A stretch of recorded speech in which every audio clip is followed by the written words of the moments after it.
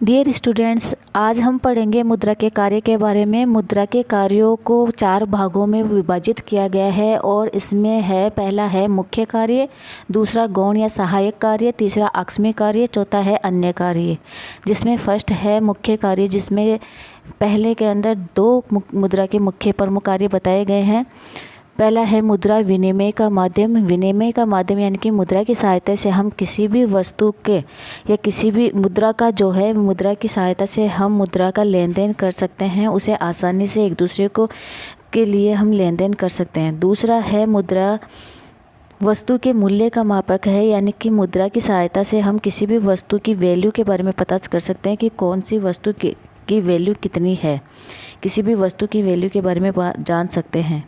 दूसरा भाग है गौण या सहायक कार्य, जिसमें मुद्रा के 3 कार्य हैं। भावी भुगतानों का आधार, यानी कि जो मुद्रा है, मुद्रा की सहायता से हम कोई भी भुगतान करना हो उसको भविष्य के लिए छोड़कर भविष्य में उसका भुगतान किया जा सकता है।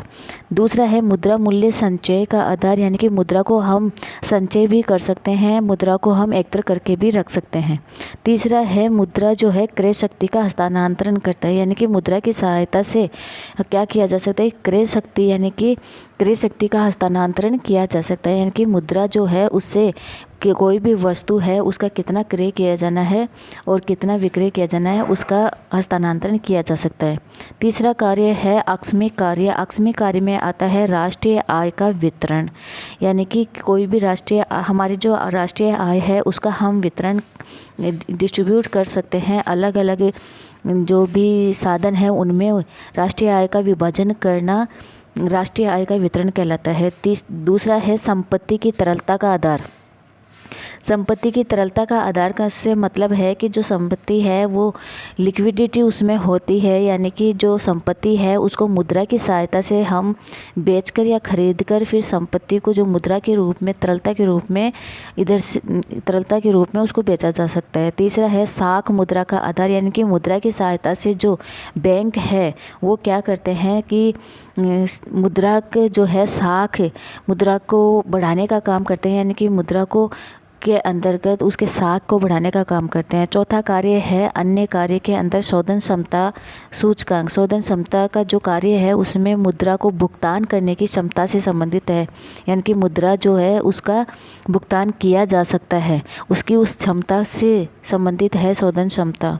दूसरा है मुद्रा निर्णय का वाहक, यानी कि मुद्रा की सहायता से हम ये निर्णय कर सकते हैं कि हम कितनी वस्तु खरीदें और किस प्रकार की वस्तु खरीद सकते हैं। इस तरह से हमें डिसीजन लेने के लिए जो है मुद्रा निर्णय का वाहक के रूप में काम करता है।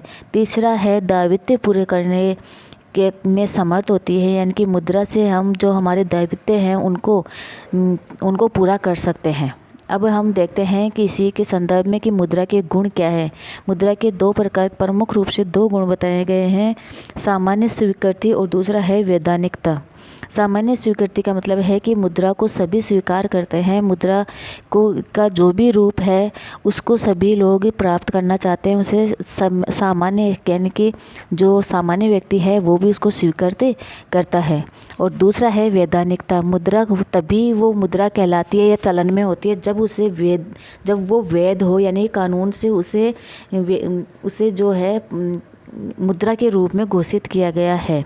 तो उसमें जो वैधानिकता का जो गुण होता है उसकी सहायता से जो है वो मुद्रा चलन में होती है।